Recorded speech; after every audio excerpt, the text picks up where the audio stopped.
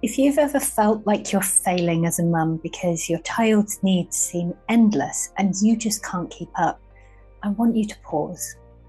Because what you're experiencing isn't failure. Instead, it can be understood as the Overgiver Cycle. And once you see it for what it is, everything starts to make more sense.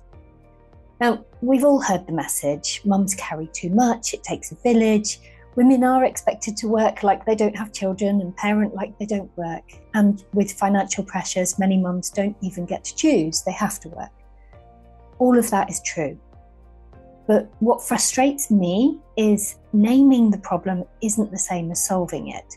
And if all we hear is, oh, you're carrying too much without any way forward, it just adds to the heaviness. What changes everything is when you see the impossibility for what it is.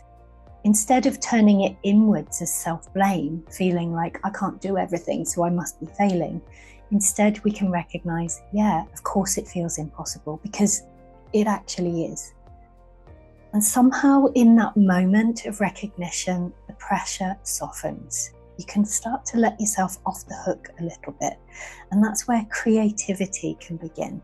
Just finding small shortcuts, noticing glimmers, carving out tiny wins that work for you and your unique family. It doesn't fix the system, but it makes space for more joy and ease, even if only in flashes.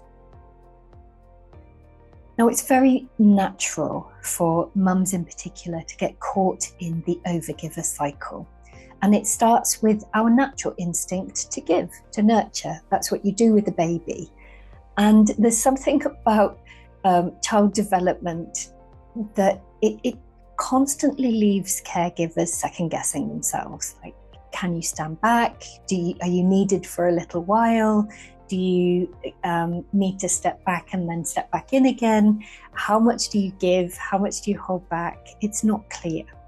And so it's really understandable that the default is, well, of course, you give what your children need.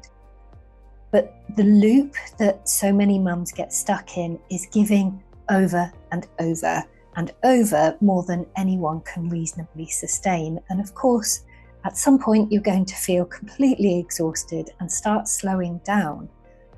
But as you're less able to give, then a feeling of guilt can rise, saying, I should be doing more, I should be doing better. And this causes us to try harder, giving more, but it's like pouring from an empty cup, and the cycle begins again. You can end up getting into burnout this way. Now, I want to emphasize, if this is you, if you relate to this, you're not getting anything wrong. It's really understandable, and it's a natural extension of what we're supposed to be doing. But you are caught in a pattern. The thing is that is often confusing is, well, if you're caught in a pattern and there is too much to do and not enough support, not enough resources, why do we end up feeling like a failure? One reason is to do with the way that children process their feelings. Now, when they are overwhelmed, they often push their big feelings straight onto us. And it can feel like they're handing us all of their fear and frustration and chaos. And suddenly we become the problem in their eyes. Now, of course, that doesn't mean that you are actually the problem. And funnily enough, it actually means your child trusts you enough to unravel in front of you. At the same time, naturally, your body reacts. A scream, a refusal, a slammed door, and instantly your chest tightens, your stomach flips, your brain starts screaming, gotta fix this. And that rush of reaction isn't about you doing anything wrong. It's not a weakness.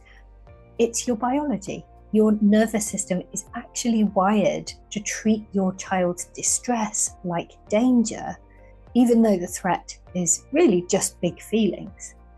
And as well, if their attack is at you, then that's going to cause a survival response as well. And then, of course, on top of that, there's all the invisible labour. It's not only cooking or cleaning or keeping appointments, it's also holding the emotions that no one else sees, both your own and your child's.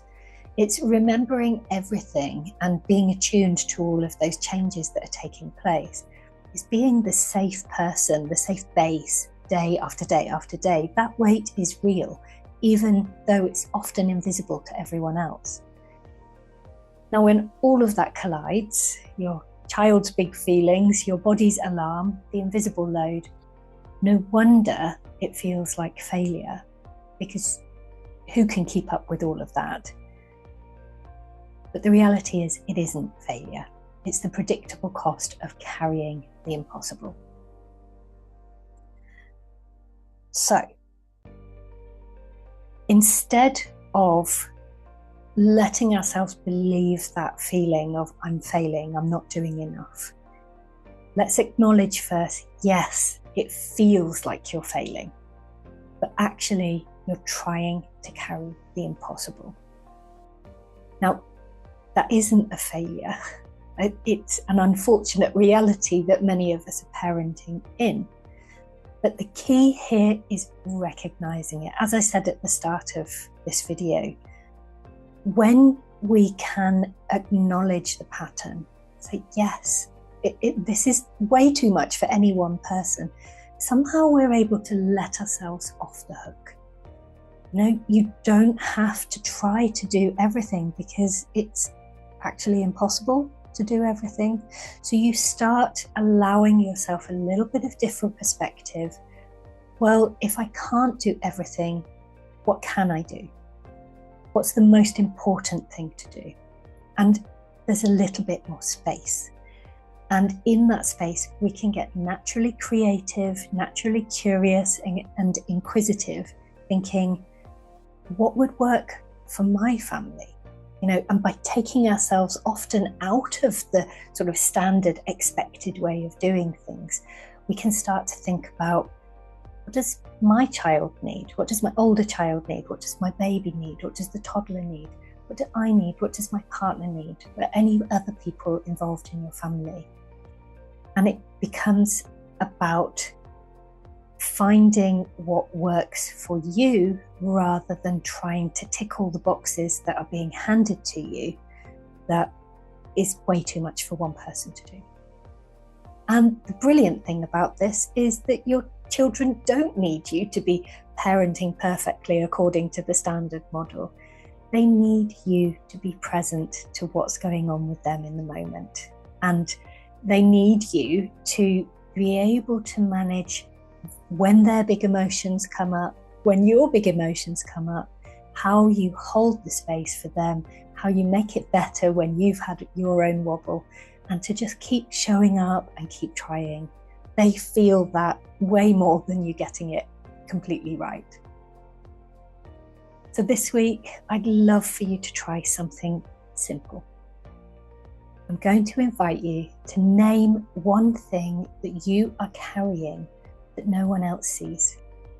Maybe just say it out loud, or write it down, or just thinking to yourself while you're loading the dishwasher.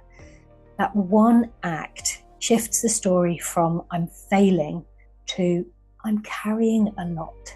And that creates the space to breathe and get creative.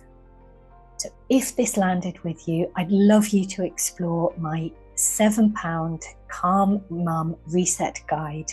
It's a lovely, supportive guide that gives you a wonderful perspective about how to hold your own in those moments when emotions are big. And I'll leave the link below. Please remember, it's not that you're failing, it's the impossible load, and you don't have to carry it all.